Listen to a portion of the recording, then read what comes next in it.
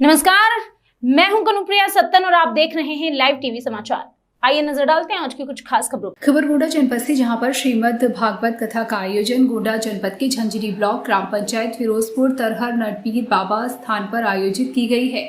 19 से कथा प्रारंभ हुई है और कथा का चौथा दिन शाम 7 बजे से रात्रि 11 बजे तक कथावाचक पंडित शीतला प्रसाद विश्वनाथ धाम पधारे हैं तथा कथा वर्णन के बाद आरती मातृ पितृ का पूजन में कथा में पधारे मातृ पितृ बच्चों ने आरती की, तिलक लगाया, जहां यह अद्भुत नजारा देखने को मिला।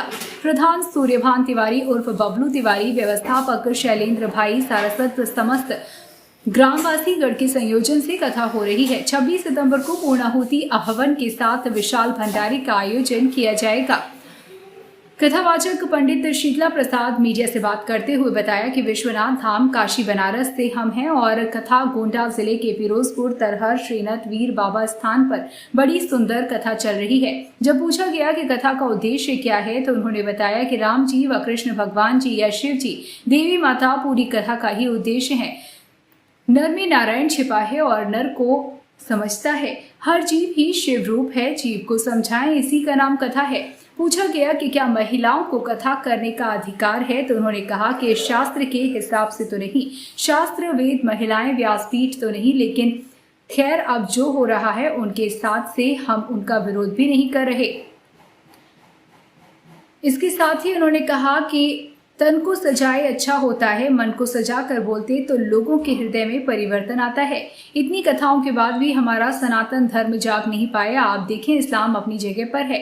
आज भी मुसलमान भाई समय से नमाज पढ़ लेते हैं, जुम्मे के दिन अपनी दुकान बंद कर लेते हैं, मस्जिदों में नमाज पढ़ते हैं। इतनी कथाओं के बाद भी क्या हिंदुओं में कोई परिवर्तन आया? इसका दोषी कौन, ये आने वाला वक्त बताएगा।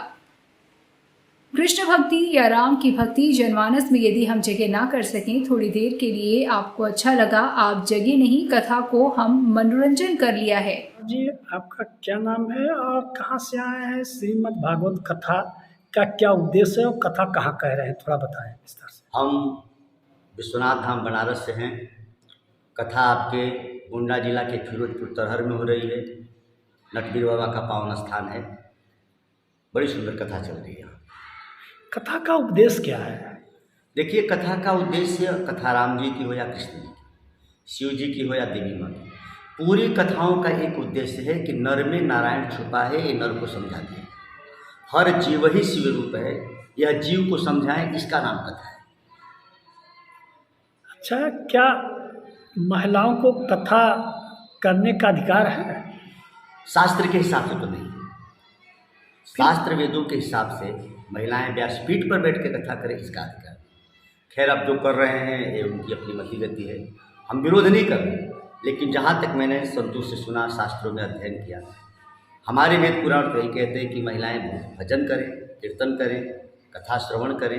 लेकिन व्यासपीठ पर बैठकर आजकल जो बच्चियाँ कर रही हैं, जैसे उपदेशक स्वयं को सजा ले तो आपके हृदय को नहीं सजा पाए। आजकल प्रायः क्या हो रहा है, बच्ची हो या बच्चे, बड़े बड़े बाल, बड़ा अपने को सुंदर सजा वजा के जब हम व्यासपीठ पर बैठते हैं तो हम तन को सजाएं।